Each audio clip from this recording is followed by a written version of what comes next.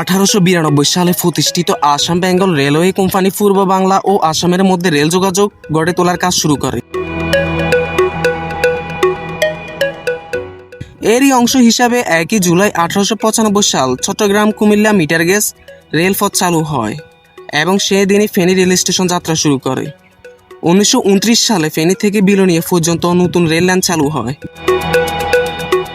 এখান থেকে দুটি দিকে ট্রেন চলাচল শুরু হয়। সেদিন থেকে এই স্টেশনটির নাম হয় ফেনী জংশন।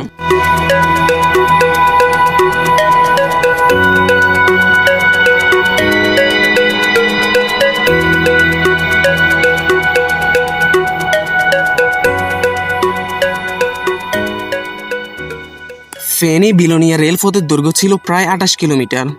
এই পথে বন্দুয়া, দৌলতপুর, আনন্দপুর, ফিরবক্স, মুন্সিরহাট, নতুন মুন্সিরহাট, পরশুরাম ও বিলোনিয়া সহ একাধিক স্টেশন ছিল।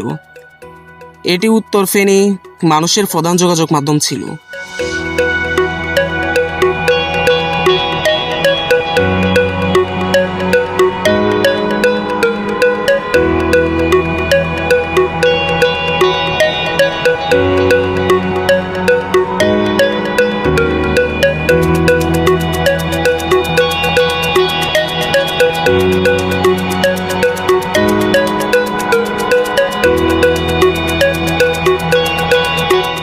ব্রিটিশ আমলে কৃষিপণ্য, চা, কাঠ ও অন্যান্য পণ্য পরিবহনে ফেনী জংশনের বড় ভূমিকা ছিল।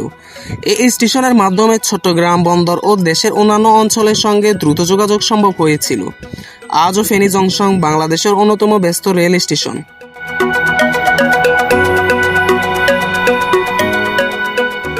সুবর্ণ এক্সপ্রেস, সোনার বাংলা এক্সপ্রেস, মহানগর এক্সপ্রেস, ত্রিনা নিশীথা, পাহাড়িকা বিজয় এক্সপ্রেস সহ বহু আন্তনগর ট্রেন এখানে থামে।